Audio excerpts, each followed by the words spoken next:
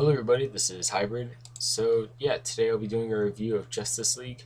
Not Shazam, because that's a separate comic, even though it is bundled together. But yeah, so just Justice League for this one. And yeah, so it starts us off at 3 years ago with David Graves. He's on a boat, and I'm assuming he might be writing a new book possibly, or talking about the Mount Sumeru book he wrote before, because of the fact that it shows his book on the boat that he's on currently, and it says David Graves, world-renowned author of Justice League: Gods Among Men, as well as cult series of mystery nonfiction novels, including The Secret History of Atlantis and The Search for Mount Sumeru. And this is in Central Asia. He talks about the fact that I guess you have to be very close to death to really find it. And then we see a bunch of deities on the next page. So I'm assuming these are Central Asian deities. Sorry, I'm not sure what specific religion they might be a part of though. I wish I knew. If you know, please comment below. I'd like to be informed about that.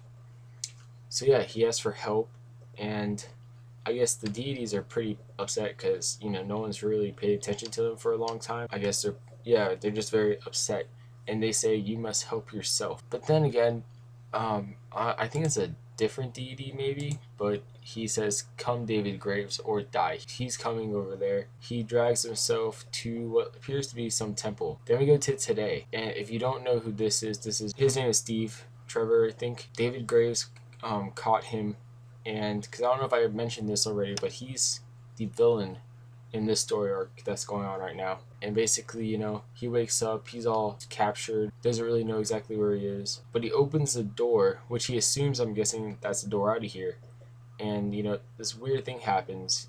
This thing's like, "Feed us, I hunger for his pain, his loss is mine." So then we go to the page after. It's Aquaman, and I must say, I'm not that big on Aquaman personally because I don't read the Aquaman comics, but I do know this character is constantly miswritten and misdrawn to the fact that no one really respects him that much, which is a shame because they show here he has super strength, and a lot of people are like, "Wait, how does he have super strength?"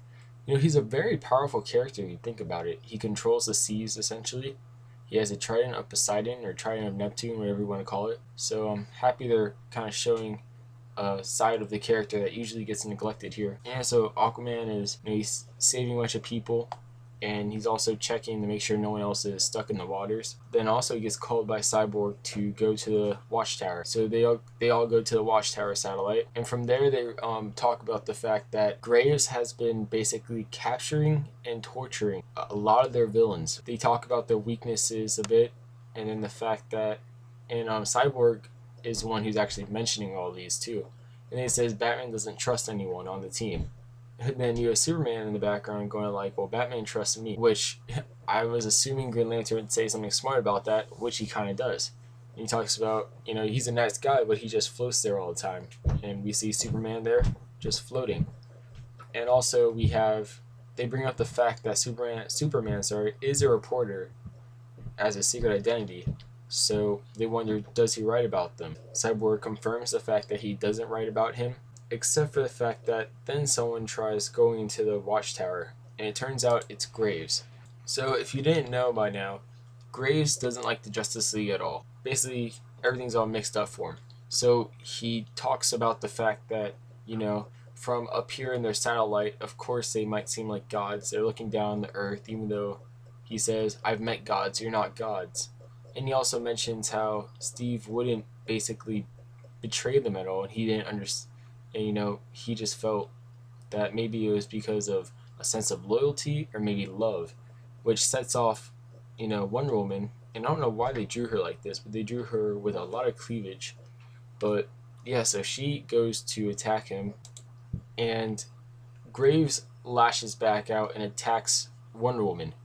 And it's odd because you see kind of how odd he looks, but also you see what looks like his kids and or wife on his chest and arm. So that's kind of odd. But he sends out these things. I don't know exactly what they are, but it seems like the same things that were basically in the few pages back. They say, "Feed me your loss." So I guess the fact that Wonder Woman lost her mother, that's kind of what they're feeding off of, that feeling maybe, or memory.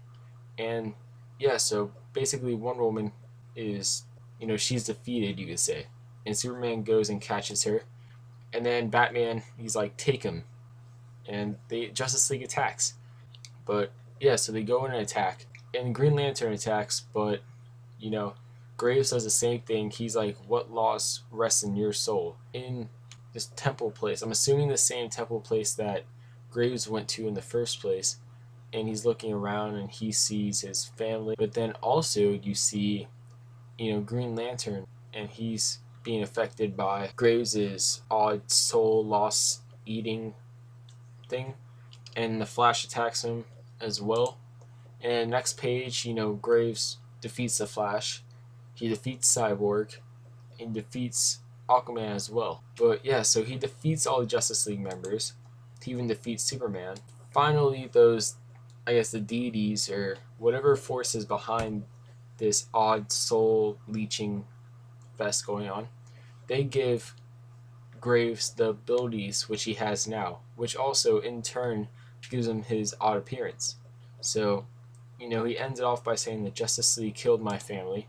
And in the last page, he says, and the world will know it. So I'm wondering how he perceives the Justice League killed his family. But yeah, it leaves us off. So I guess I'll do the scores now. I give the art a 5 out of 5 because I have to give props to the inkers, pencilers, and the colorist. They did a great job, and it really shows off in this issue. And then for plot, I give a 4 out of 5 because honestly, I feel there are some kind of gaps in the plot so far, and I hope that they really kind of, patch those up because the Graves is a great character. His storyline is very good, but overall, it's just the whole thing with Graves. Like last time we saw him, Justice League saved his family during the whole Darkseid thing, yet now he's attacking them. So I hope they fix that up. And then for writing, give a 5 out of 5. Geoff Johns doing a great job so far. I hope he continues with the kind of work he's doing with the Justice League. And I've really enjoyed it so far. So, Geoff Johns, if you somehow see this review, just know I appreciate your work. And then characters, I give a 5 out of 5. I felt the characters are pretty well represented in this issue, and I hope, they don't change that at all because I like how they have it so far. It's a nice balance, and I like how they also reference the characters, like their other independent comics and things they do there. But then lastly, entertainment, I give a 9.5 out of 10.